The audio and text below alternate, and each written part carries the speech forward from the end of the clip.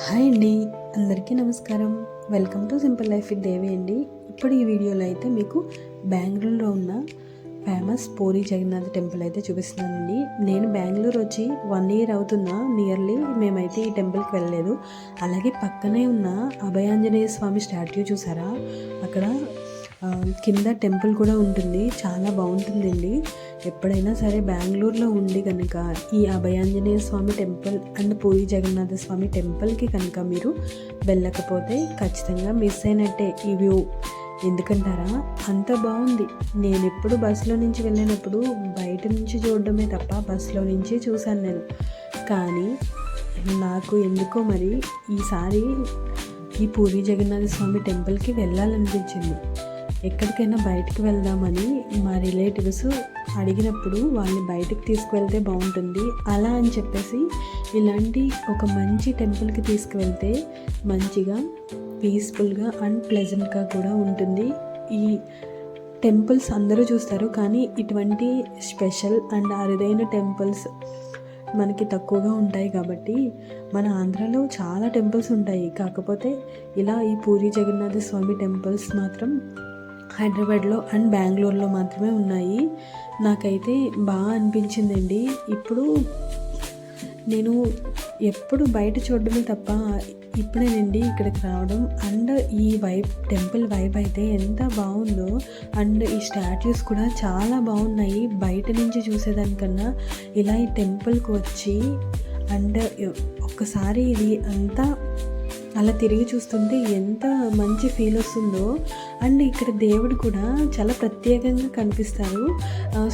మన God statues లాగా కాదు, ఒక ప్రత్యేక అలంకారంలో ఉంటారు. ఇక్కడ చూసారు కదా, ఈ టెంపుల్ స్టైల్ కూడా నాకు ఎలా అనిపించిందంటే కొంచెం షిరిడి సాయిబాబా టెంపుల్ స్టైల్లా అనిపించింది. మొత్తం వుడ్ కలర్లోనే, కాకపోతే ఇదంతా స్టోనేనండి. ఎంత బాగుందో, టచ్ చేస్తే భలే అనిపిస్తుంది. మీకు స్టాట్యూస్ కూడా చూపిస్తాను చూడండి. అటు సైడ్ ఇటు సైడ్ చిన్ని టెంపుల్స్ ఉన్నాయి, చిన్న మందిరాలు ఉన్నాయి. మెయిన్ మందిరం మధ్యలోనే. సారీస్ కట్టుకుని అయితే వెళ్ళండి ప్లీజ్, లేకపోతే ఒక మంచి డ్రెస్ వేసుకుని వెళ్ళండి.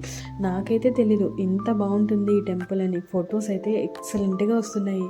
ఏమో తెలియదండి బాబు, ఈ టెంపుల్ వల్ల వస్తున్నాయో లేకపోతే ఈ టెంపుల్కి ఉన్న వైబ్ వల్ల వస్తుందో నాకైతే తెలియట్లేదు. కానీ అసలు అక్కడికి వచ్చిన తర్వాత ఒక మంచి ఫీల్ అయితే ఉంది మనకి. మనం కాసేపు అక్కడ కూర్చుంటే మన మైండ్ అంతా ఎంత ఫ్రీగా ప్రశాంతంగా ఉంటుందో మాటల్లో అయితే చెప్పలేనండి. అంత బాగుంది బెంగళూరు ఈ టెంపుల్. అండ్ ఇంకొకటి ఏంటంటే, నేను ఎప్పుడు అక్కడ పక్కన ఫ్లైఓవర్ కనిపిస్తుంది కదా, నేను ఇంటికి వెళ్ళినప్పుడు ఎప్పుడు ఆ ఫ్లైఓవర్ మీద నుంచి ఈ టెంపుల్ చూడడమే. ఇది ఏంటి చాలా కొత్తగా ఉంది టెంపుల్, అసలు ఇది ఏం టెంపుల్ అని అడిగితే ఇది పూరి జగన్నాథ స్వామి టెంపుల్ అని చెప్పాడు మా హస్బెండ్. అప్పటి నుంచి వచ్చింది నాకు ఈ కోరిక. ఆ పక్కనే ఆంజనేయ స్వామి స్టాట్యూ ఉంది కదా, అది ఇది పక్కనేనంట. అవును, అది ఇది పక్కనే అన్నారు.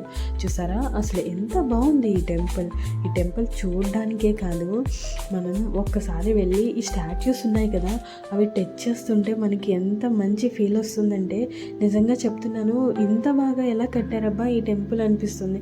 అవి చాలా చిన్నగానే ఉన్నాయండి ఈ స్టాట్యూస్, కాకపోతే నేను కొంచెం దగ్గరికి పెట్టి తీసాను. ప్రతి ఒక్క